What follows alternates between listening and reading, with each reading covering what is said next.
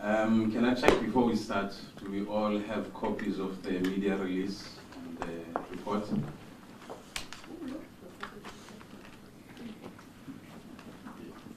Sure, thanks. We should be starting shortly. So if there are any things you want to clear in the meantime, in your statement, give us a call. And for those who will be tweeting the hashtag today's AG report, hashtag AG report. Thanks.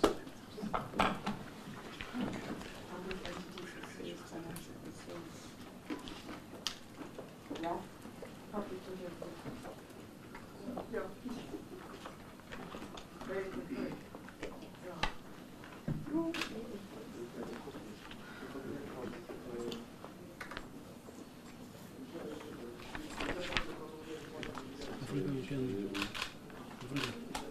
can make a move now.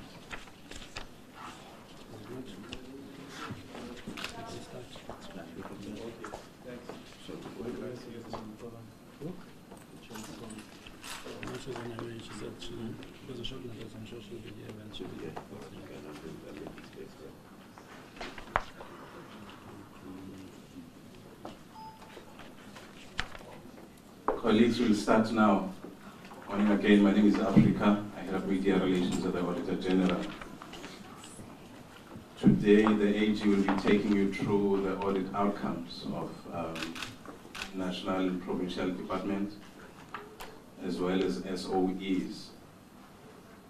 He'll be taking your question afterwards, and if you can please focus it on the period under review. For those who have booked one-on-ones, we'll talk to you afterwards. But joining the AG today, next to me is the Deputy Auditor General, Tsakane Ratsila. On the far end is our national leader, Eugene Zungu. And without wasting any time, over to you, AG. Thank you very much, Africa, and good morning to the members of the media present. Eugene is responsible for the audit business unit across the country. Just in case you wonder what is this national leader about. Let's start at page 4 of the media release that we are tabling, and I'll just jump around so that I can just try to align what we are going to be reporting on. As you will remember, we often come around this time of the year to present the audit outcomes for the financial year that ended in March of this year, where after we have issued those reports at the end of July, we report on all of them. And I think members of the media have seen many of them come through the national tabling of the annual reports. So what we are presenting today is an outcome of the analysis that we report through the general report, drawing attention to some of the common features that we identify in a number of these financial statements, which to us are the most important issues that need to be highlighted when financial management is scrutinized. So this scrutiny of the work that we're going to be sharing with you now is also coming out of all the 9 provinces, because it's the PFMA cycle. So every one of those 9 provinces have got departments averaging about 12 or 14 departments depending on size of province, together with all the national departments and their entities, the entities that they use to deliver all sorts of services in their portfolios. So what we then talking about today is the extent of about 434 audit reports that were analyzed into a national consolidation to draw a picture across the PFMA system as to how compliance was felt in respective areas. Now, the area that's headed in this media release, audit outcomes at a glance, tells us the 3 areas that we often examine in the financial statements of any of the state or public institutions that we audit. First among them is an assessment through the financial statement audit process of the fair presentation and absence of material misstatements in financial statements. That is the first category, because that's where we get a sense as to whether the accounting system and the accounting records were properly managed and supervised throughout the period that they are reporting on. So that if there are instances of financial mismanagement, those can be identified through controls and many other instruments they use to protect public resources. The second component that we evaluate is the ability of each one of these departments and entities to report reliably and credibly on their performance, meaning the information that they need to present in their annual reports attached to the financial statements that they have presented, as well as the extent to which they have complied with all legislation governing financial matters. What is important in this third category of items that we scrutinize in financial statements is the fact that this is when they are required to comply with the likes of supply chain management. So if there is no compliance, for example, with supply chain management, that's where things like irregular expenditure are triggered. So you will find that in this highlight we speak a lot about things like fruitless and wasteful expenditure. We speak about issues of irregular expenditure, all of those arising from issues where people did not attend to the requirements for procurement of goods and services. So that is in essence the foundation on which this particular report is going to hinge as I take you through the highlights in respect of this current financial year. Let's have a look at page 2 of the media release, where we say the heading glimpse at some of the report's key findings. Overall, as I said, this is an overall analysis of the entire portfolio of audits, but the general report itself sets in very specific terms specific examples to specific departments or provinces, as it were. So you'll find the detail in terms of the findings, in terms of the observations and the conclusions of the audit in the body of the general report, and some of them will be sitting in the individual financial statements that you would have seen through the annual reports. However, one of the key features that was prominent in our analysis this time around was the fact that the performance reports, which is one of those 3 categories, improved to about 65% of that total in terms of the accuracy with which they report on their performance. And we're starting to see a emergence of accurate reporting, at least as far as performance information is concerned. So it's still at 65%, and we believe that if more can be done to improve that, it will also enhance the credibility of information in those annual reports. We also noticed that there was also a regression in audit outcomes. If one looks at the total number of clean audits that were achieved in the previous year, for example, we had about 123 in total last year in the 2016-17 year, whereas now there's about 99 in total of those departments and entities that achieved clean audits. So there has been a regression overall because many that had been in this place before have gone backwards because of non-compliance and other related issues. Another highlight that we also wanted to draw attention to was the 2 provinces that continue to lead the pack in respect of producing financial statements that are both reliable, that are credible, and have largely complied with a number of the prescripts in terms of financial management. And those 2 provinces are predominantly the Western Cape and Gauteng. One of the key features coming through also in our general report this time around is the level of weaknesses in financial management of both national and provincial departments. And some of these are matters that have been raised over the last 4 years as well, and cumulatively they are coming to a point where they are now becoming material weaknesses because they have not been attended to, many of them from day one when they were identified. So there is a feature in these accounts as well as in this financial management report that speaks to the endemic nature of some of the matters that are picked up in an audit. Hence the cumulative figures also, as you will see later, as far as irregular expenditure is concerned. Another area which also saw some increasing numbers is the area of unauthorized expenditure overall, where compared to the previous year, we're now sitting at about 2 billion in total of unauthorized expenditure. And the bulk of it has been a result of overspending on existing budgets in certain areas. Fruitless and wasteful expenditure, another big jump in the current year, sitting now at about 2.5 billion in total of fruitless and wasteful expenditure. And this is the type of expenditure that is avoidable because it's expenditure in vain in essence. That's where you pay interest because you did not adhere to the terms of a particular contract, and you end up having to use money to pay interest, but there's no real value received on the back of that payment. So this is an avoidable type of expenditure which we find that is now starting to increase. As you can see, there's been a 200% growth from just below 1 billion to somewhere around 2.5 now.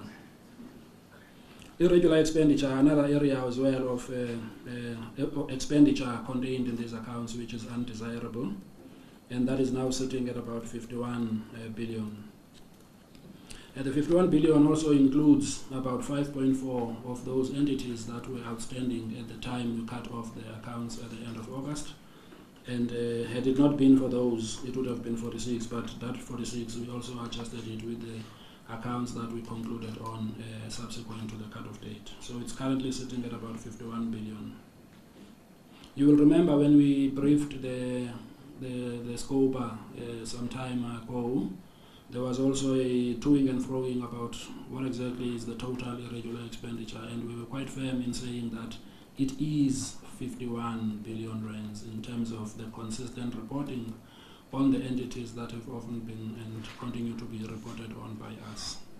However, around the earlier part of this year, you will recall that there were also two other entities that we do not audit that also reported separately on their irregular expenditure.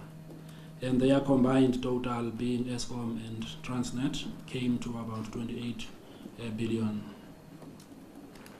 The 20, I think, was the total irregular expenditure, if you recall, for Eskom, and the 8.4 was the irregular expenditure for Transnet.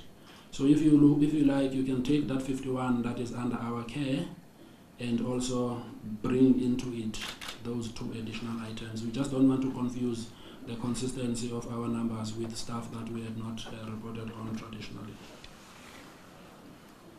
The one area also, members, that is quite important to take note of is the financial health assessment that we do on a number of departments and entities. And this is when we look at those that are funded directly through the fiscus, who are receiving allocations via the appropriation system, who are starting to show deficits, where the revenue that they are receiving is starting to be exceeded by the quantum of expenditures that they have incurred. And in some instances, for those that are owed monies by third parties, the ability to recover is also deteriorating, while on the other side, the creditors who are required to be paid within 30 days, those terms are not often adhered to.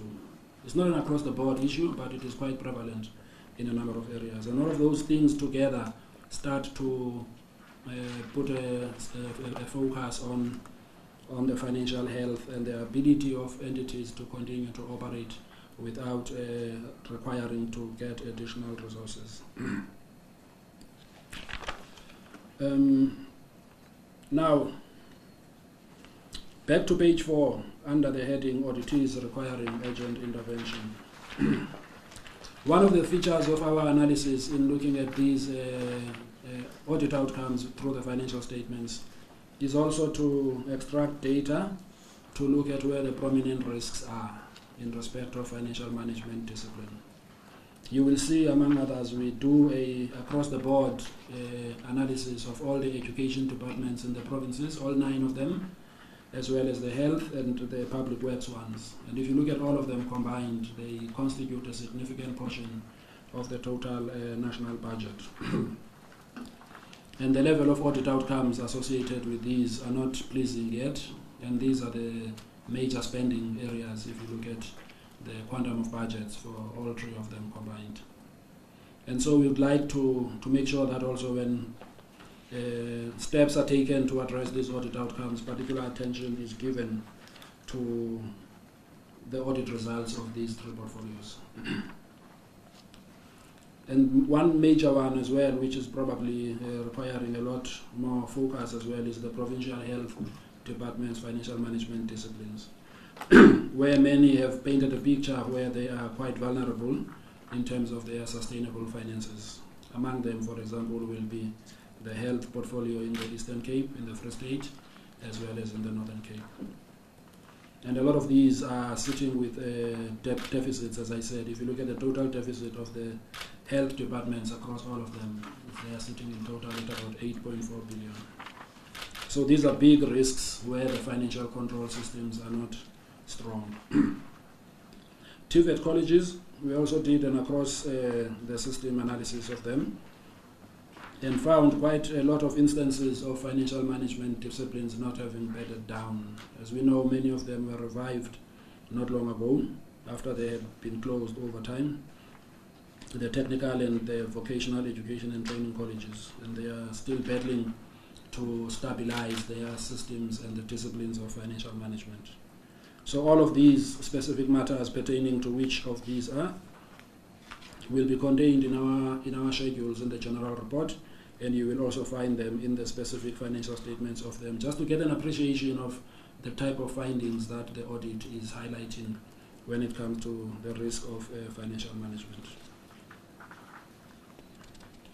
For example, among the things that we note is the inability to accurately account for monies they receive, because they all get funded from the public purse, as well as for what is owed to them, as well as the assets that they own. And these are some of the disciplines that are dominant in many of those TVET colleges. State-owned entities, we also looked at the audit outcomes of these.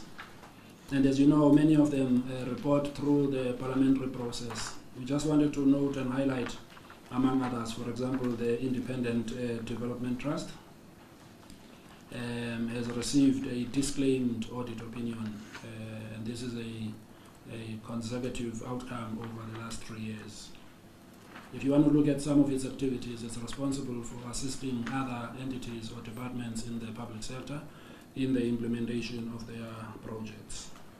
Now they have been consistently disclaimed. Now we also have among the entities that we audited, which has also been canvassed through its national audit outcomes and its report in Parliament, was the South African Broadcasting Corporation, which regressed from an adverse opinion to a disclaimed opinion. And the major issue here was to do with uncertainties relating to issues of going concern and its ability to have the required resources to continue its operations. And the only one among these state-owned entities that had a credible, clean set of outcomes was the Development Bank of Southern Africa, which we, as an audit office, got involved with for the first time last year. So there's a couple of them that are battling still to prove to the auditors that they are a going concern, and that they have been seized with trying to convince those that hold the purse strings to see if they will come to the party should they make assumptions about their going concern in the future. Among those, as you know, that have not been signed yet as we speak would be the likes of South African Airways, the Denel Group, the Nexa, SA Express, and so on. So those are the ones that are still trying to figure out how to stand on firm ground as far as their financial capabilities are concerned. So they have delayed their sign-off as a consequence of wanting to address those going concern risks.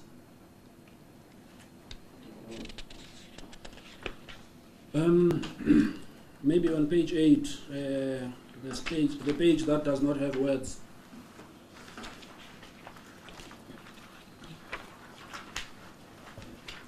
This is the overall picture. If you look at the map in terms of the different provinces' audit outcomes, just as a reminder, those colors, the green, as you remember, will be the unqualified with no findings, being the clean audits. The yellows are the ones that are unqualified with findings, meaning we've got some internal control weaknesses that we've identified in their financial statements, even though in terms of the technical accounting for transactions, they were not found wanting.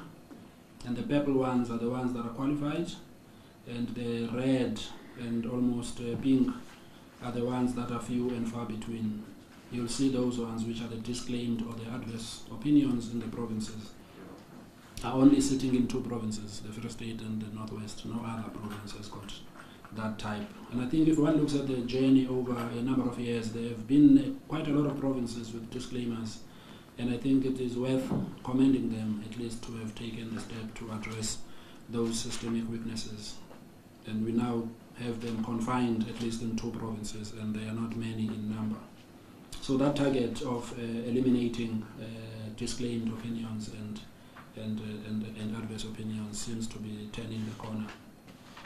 But we still have a lot if we look at the prevalence of the yellows as well as the purples.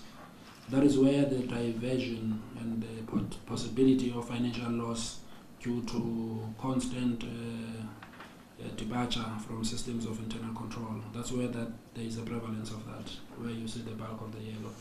So the essence of this map tells us that we are not really where we should be as far as the adherence to the disciplines of financial management across all 9 provinces, because we still have a litany of departments and entities that, even though they may be able to account for the accounting transaction, they are still flouting supply chain and other control systems. We also give you a sense in terms of the observations that we have made in each of these provinces. As I said, the Western Cape and Gauteng have continued over the past years, including now, to lead the pack.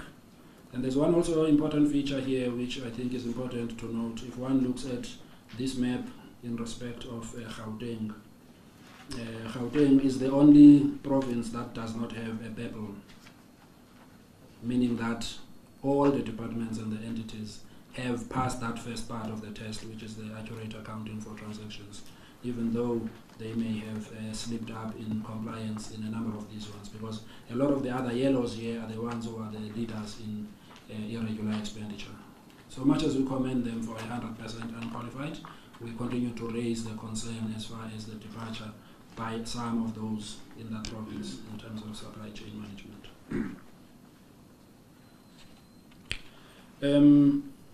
Over a period, the Eastern Cape was starting to show some signs of improvement, and we saw that this was not sustained with a few reversals of audit outcomes in the few years.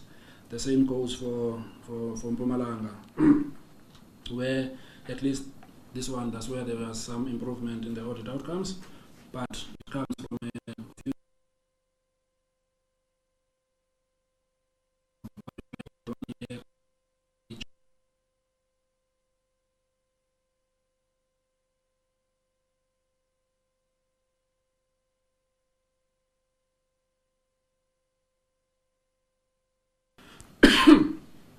exhibited similar trends to what has been happening with the audit outcomes also in Mpumalanga. And maybe the last in the pack, as you saw in that map, would be the Northwest and the Free State, where there's just been glaring lack of accountability for financial management in those provinces. And those are the ones that have are the last 2 where you still have disclaimed opinions, where auditors are not able to express an audit opinion because they are not favored with access to all the requisite documents to complete the audits. So there are some of those in the Free State as well as in the Northwest. There's also another part to this report which we also deal with, and that is the area of incomplete audits. This used to be an exception in the past, but we have seen now that there are many that continue to be incomplete. As I said, at the end of August, there were about 41 that had not been completed, which was an increase significantly from the figure of the previous year, where we had about 26 of them that were not completed. So on page 11, we speak about the observations that we made by province in respect to the financial health risk. As I said earlier on, we make observations after we completed the financial statements to see how are the financial fortunes of each department and entity stacking up in relation to their commitments. Those instances where we observe deficits, where we observe inability to convert whatever is sitting in illiquid assets into liquid assets, that is where we make those observations. So the ones that are green would be the ones where we did not have any major risks identified in respect of the departments, the total number of those in those provinces, whereas the pink ones are the ones where we have noted significant concentration of risk. In this instance, if you follow the observation we made as far as the financial management disciplines are concerned in the Northwest and the Free State, you will see that there are about 7 in the Northwest that have got a significant financial health risk, while there are about 12 in the Free State. Other provinces is either 2 or nothing, and somewhere in the middle you've got Limpopo and the Eastern Cape with about 4 out of the total departments with a concentration of those financial health risks.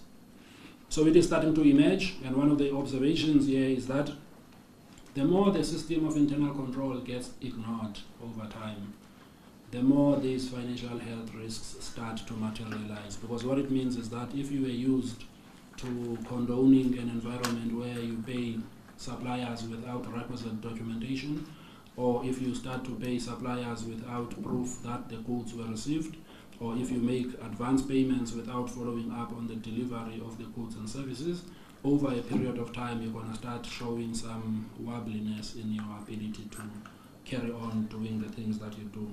And I think if you look at the outcomes of these 2 provinces, no wonder the financial health risks are starting to concentrate themselves around those entities in those provinces.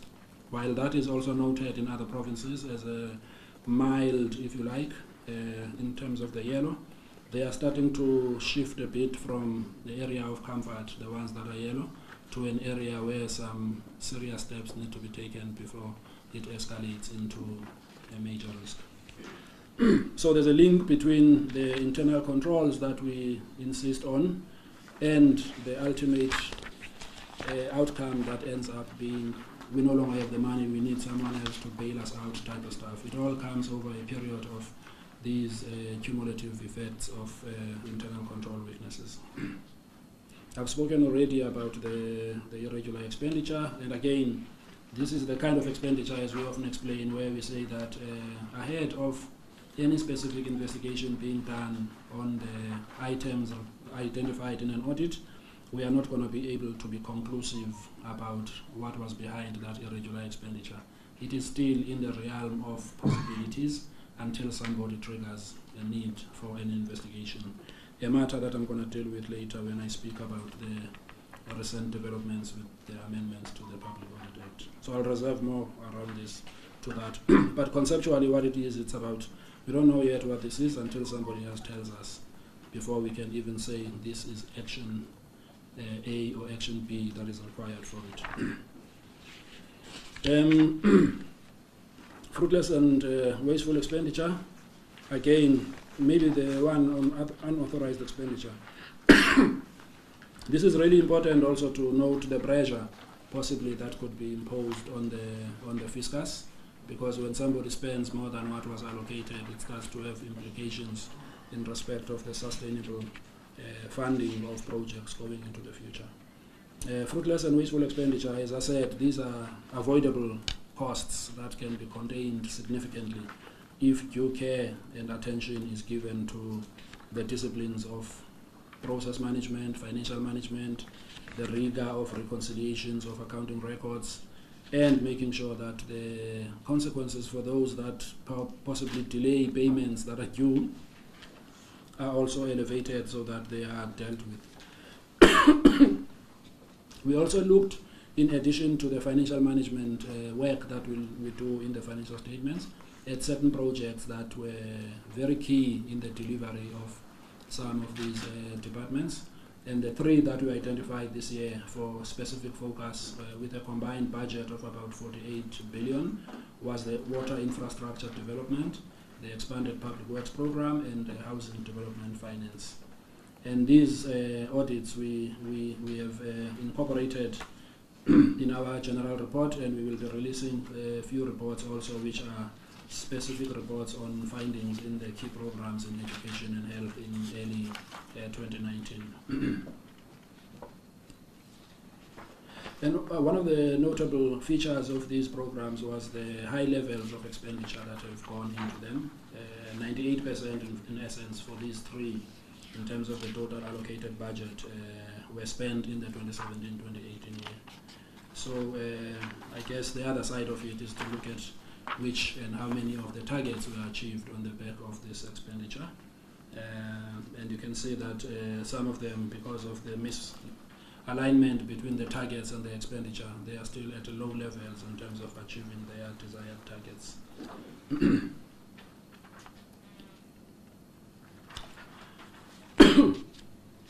The one other area which came with these findings in this report this year was the levels of contestations of the audit findings. We have noted this coming over a period of time where people contest the audit findings. There is a part to this that is acceptable because some of the transactions that are entered into, they subject themselves to interpretation of the meaning attached to certain clauses and all of that. And so that obviously attracts contestation. But there are those contestations which are just about, I don't want this audit outcome. Now there's no real basis for not wanting an audit outcome. It's just a case of, do you have evidence to prove that this audit outcome cannot stand on its feet or not? And those are the nature of things, and that's why you see some of them spilling over into some people wanting to be physical about it. But the real essence of it is the fact that we stick to what we interpret to be the accounting framework when we deal with how matters ought to be accounted and reported. And in the event that there is no agreement, some people tend to think that they've got a right to threaten the auditors. But in essence, there are those after we have engaged properly and we have had a sound interaction about the differences, who ended up accepting the final outcome. Hence, you will see many of those that were not completed were subsequently finalized after proper discussions took place. This matter, as you know, we engaged with it about a week ago with our committee the other day to share with them, and they've made many commitments about what needs to happen to arrest this situation. So we're hoping that having done that last week, we will follow the developments of that decision and maybe try to pay attention to the audit outcomes for today. Lastly, we also, as you know, have been journeying with the committee in Parliament, our committee, who in 2016, I think it was in this venue, when we were delivering the audit outcomes for the 2015-2016 year, exactly the same subject, but exactly 2 years ago, when we also lamented the negativity of the audit outcomes and the fact that the audits were not improving. And the chair of our standing committee on the AG at the time, Mr. Vincent Smith, made a suggestion here that the way things have moved now, he needs to persuade his colleagues in the standing committee on the AG to do something about our legislative instrument with a view to making it stronger. So exactly 2 years later, we got notification that the outstanding matter, which was the signing of the Public Audit Act into law, has happened on Sunday. So it's now signed into law, which was the one part that was outstanding. And this signing of this power gives us the opportunity to make a significant impact in the matters that have accumulated over a number of years as far as the ignoring of financial controls as well as other matters of irregular spending are concerned. So what these powers are going to do, instead of us ending at a point when we issue the audit report with findings and recommendations and expecting the accounting officer to act on those findings as required by the PFMA in section 38 and other sections. Instead of leaving it there at the level of persuasion and say, well, we know you mean well when you say you accept our recommendations. But what we have noted over the years is that it hasn't really translated into strengthening the financial management system. So these powers then enable us to, in addition to finalizing the report, to specifically identify what we have defined in this amended legislation as material irregularities that arise as a result of the audit. So we will then try to separate the stuff that is just about somebody who forgot because they had a bad day from those that are systematic and are starting to become indicative of deviation from the systems of internal control. Identify them, give the opportunity to the accounting officer to do what the law requires them to do in the event that matters of material irregularities are identified. And if they have not acted within that defined period on those matters, the legislation also empowers us to consider issuing a certificate of debt that will attach to whoever to a report. So that was and we think that it is timely that it comes at a time when we're sharing these audit outcomes so that we maybe start moving away from this song that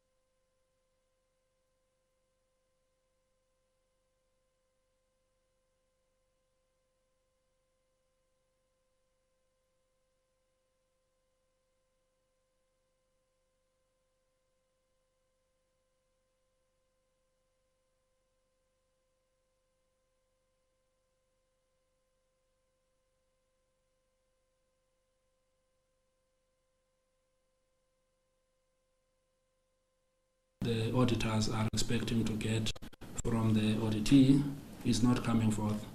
And therefore there may be a need to trigger the instrument of the Public Audit Act to ask for an investigation of those documents that need to be surfaced in order to be provided for audit test. So those are just a few latest developments this week.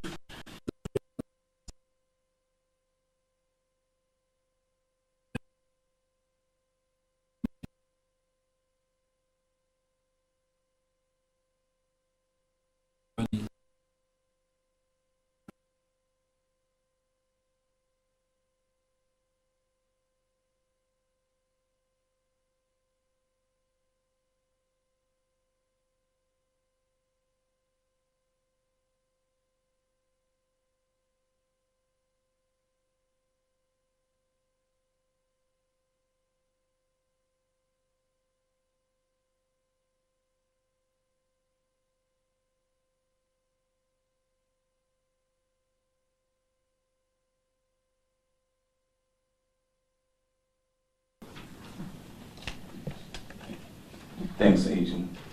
Colleagues will now take your questions, starting here in Cape Town and then moving to Pretoria.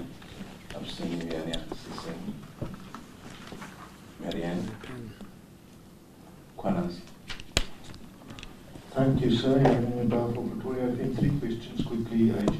The first being perhaps a rather unpopular one.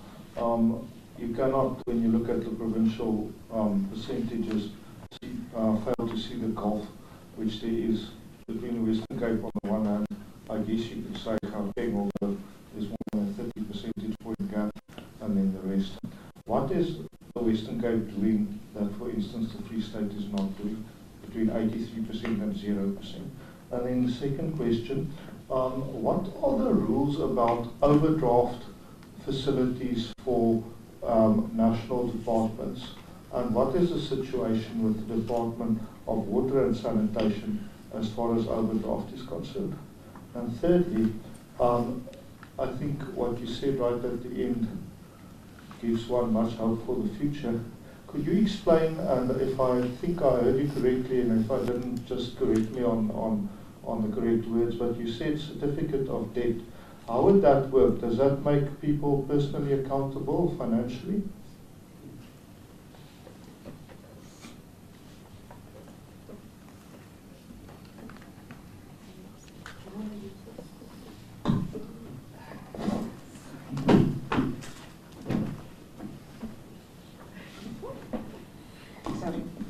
AG from SABC. I just need your personal opinion, follow up from the last question from Yan.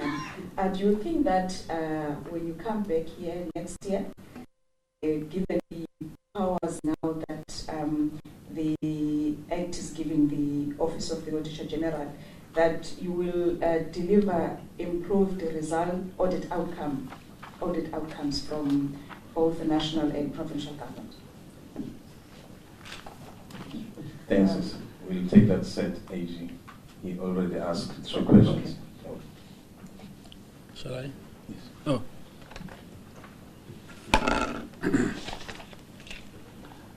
Yeah, let's start with Western Cape and Gauteng. If you look at the way that we've written there, there's a number 1 and a number 2.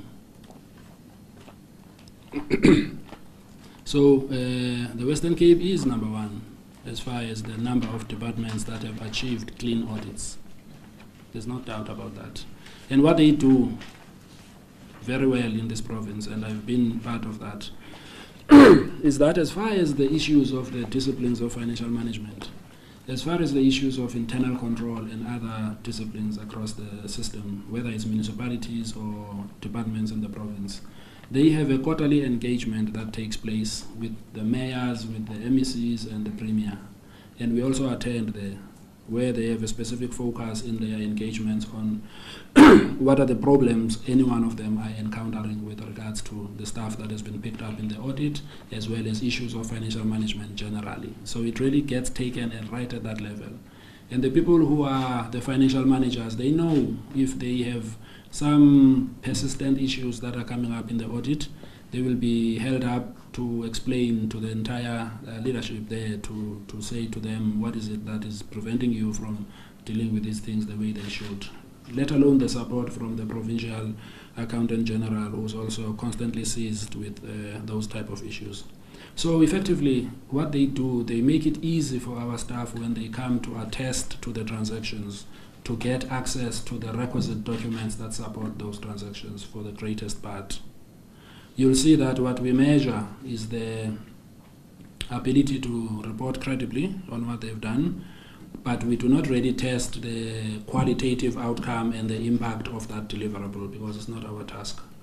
That's why you find that some people get confused, that we say, yeah, but the Western Cape has got clean audits, look at Khayelitsha, look at Bondivel, look at this, that, and the other. That's not what we do in an audit, because that's a value judgment now, that's evaluating the experience of the recipients of that service.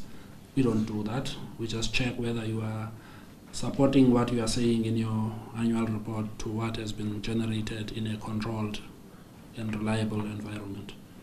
So we must make that distinction. We give them credit for not running around and giving us hide and seek on all sorts of things that they ought to know about, which were transactions carried under their care. We do find that they do present those records in accordance with what the accounting prescripts provide. So that is to that extent that I say there's a difference between Gauteng and Western Cape. But you'll see also in the outcomes in Gauteng that a couple of them have fallen foul of areas of irregular expenditure, whereas in the Western Cape that's very limited. It's a figure that is neither here nor there if you look at it across the board. But as you could see in that map, there's a number that are yellow in the Gauteng, which is those ones that continue to have the likes of your irregular expenditure and so on. So if you look at the qualitative difference between the two, the one could claim 100% of unqualified as far as financial statements are concerned, but the qualitative difference weighs more in favor of the Western Cape. That's an auditor's view. Other people have got other views about all sorts of other things, but that's what the auditor says. Let's start with Lulama, and I'll come back to the other two questions. Let me put it this way.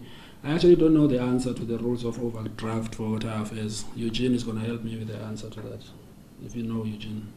I never go that far to inspect those balances. But in any case, let's talk about the question, do I think that when we come back next year, we'll deliver improved outcomes? Lulama, what this thing tries to do, if you think about it, it's trying to influence the culture as a start, to say, you know, in the past you were used to a situation where if you've got 120 million irregular expenditure, nothing might happen to you. We'll still find you here next year doing exactly the same stuff every year, you know, and carrying this irregular expenditure. Now, we didn't have the power to do anything about it then. We just reported and hope that you will rise to the occasion. But in this case, it's up to you as an accounting officer now to take the carrot, because there's still a carrot here. We're saying to you, once we identify that material irregularity, we'll give you the opportunity to correct it. We'll give you the opportunity to prevent the loss as the PFMA requires of you as an accounting officer. If you don't do that as diligently as required in order to stop the bleeding of those financial resources, then the certificate of debt will trigger. But you can see in all of these steps, we have not taken it upon ourselves to write the books. They still write the books. But it's about how they appreciate the impact of instituting a process like this that might have on them. So we hope that it may persuade them, because if you think about it, in a population of people, there are those that will continue to do their stuff squeaky clean without having to worry about consequences for it. But there are those that will not care regardless. Maybe they are probably, let's say, 10% of the population. But the majority are the ones that will probably take chances and do all sorts of things in whatever way and whatever the impact of it is going to be, for as long as the risk of being caught is low, as well as the risk of a penalty is possibly mild. So they will take their chances and weigh more on the side of taking the chance when the risk is low, because I can't get caught.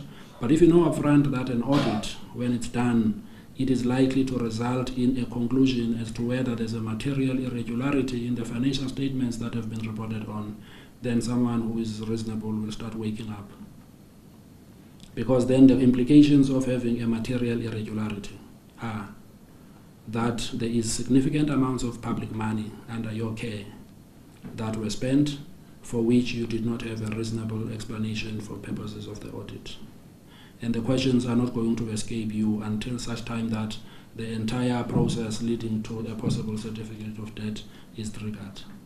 Now that power to effect that to become a reality cannot only sit with the Auditor-General. It must also sit with the people who have got the direct accountability for those resources in the form of an executive authority, who will also insist that if you want to live well in your position as an accounting officer, these are the implications of allowing for transactions to be processed without any accounting reconciliations being performed, to the point where the auditor is suddenly now in doubt as to what the real number should be. If we can get rid of that, that will be the beginning of that culture change. So I can't say to you that I'll come back next year with a better set of results, but there's a greater possibility that those that are alert to the implications of this amendment will probably start shifting their focus Gone are the days when they will say, it's just a procedural matter, it doesn't really matter on this and that. What will happen now is there's going to be an isolation of those so-called procedural matters. Surely if there was an emergency arising as a result of major floods, and some 20 million has to be spent to save the lives of many people, and there's no opportunity to go through a supply chain management process, that kind of emergency is catered for in the regulations that govern supply chain. If you do it, and you do it in accordance with those regulations, you will not fall foul of this. So all those that are clean and those that are doing their financial management the way it should be, these provisions won't trigger for them. It will trigger for those where there is a growing trend and a persistence around these matters. I mean, if you're going to say that, no, but we employed a chief financial officer in the finance department who has no idea whether it's Arthur or Martha when it comes to the financial management systems, then it's your choice as an accounting officer to continue to keep somebody who is going to create that kind of gap, because there are many others who understand what needs to be done to bypass the systems of internal control. It may be that by putting somebody who's weak by technical training, you are in essence introducing an avenue for people who might be cleverer than that CFO to process transactions that may never be properly appraised by those that are in the finance department. So it's a combination of make sure that if you say you've got the people in finance who've got the requisite skills, who can reconcile the transactions, who can pick up when somebody is introducing a personal invoice for something that is purported to be a invoice for a business activity. That's the kind of alertness, that's the kind of rigor. Because once you have a system where people know that an audit matters at the end of it, and it might have consequences, the best defense is to prevent situations that will lead you to that situation, because now you're going to have a lot to answer for. You're also going to need to answer for stuff that was told to you to do by those above you, while now you're going to say, hey, let me think twice about this, because if I do it this way and the audit picks up on this as an irregular expenditure, I now have to also tell that, no, it was not me. You know how it works with some of these things. Everybody, it was not me, until such time that someone has to pay. So we hope, Lulama, this will be the trigger of that discipline and that thing. And I think it's not just going to be a single year where you're going to see this, but I think there will be a process of reporting on it as well, because coming with these amendments are reporting responsibilities for us to say, now you reported 51 billion irregular expenditure last year. What is the movement since the adoption of these powers? Where is it at now? What is it attributable to? Some of them will be attributable to prevention measures, in the sense that we don't know what it could have been had these powers not been in place. But there will be those that will also discourage people from being slack when it comes to spending public funds. So I hope that helps, in the sense that we don't have a specific answer to whether it will improve, but I think there's enough of an influence. And also remember, the audit is unlike other things. Other things are triggered when someone complains. The audit is not triggered by a complaint. It's an annual process that happens door to door. Every municipality, every department and all that. So there's a better chance that if there is a concentration of material irregularities, that the auditors are unlikely to miss it. Because if you miss it in that context, and it's a big expenditure of a major project that was being delivered for no real substantial value received, you will be the first ones to ask when you see it coming from another source. So I think it will help the auditors to be more alert in dealing with these matters as well. So possibly the instrument is good enough to be a medicine for getting the auditors to be alert, so that they can answer to a question when someone asks them, why did you not know they are building a road for 40 million in that city? So those are some of the inherent, I think, benefits of this, but also some of the stories we get from our staff. I mean, people will dismiss the audit finding. To dismiss it now is really a high risk. We'll see where you end, because if it's reported and it's part of the referral to a public body that will do an investigation, or we issue a recommendation, the last stage of the process within that same financial cycle could end up with a debt instrument, basically, in your name. And sorry, the issue of the certificate of debt, this is issued to me, so the investigation runs, and I have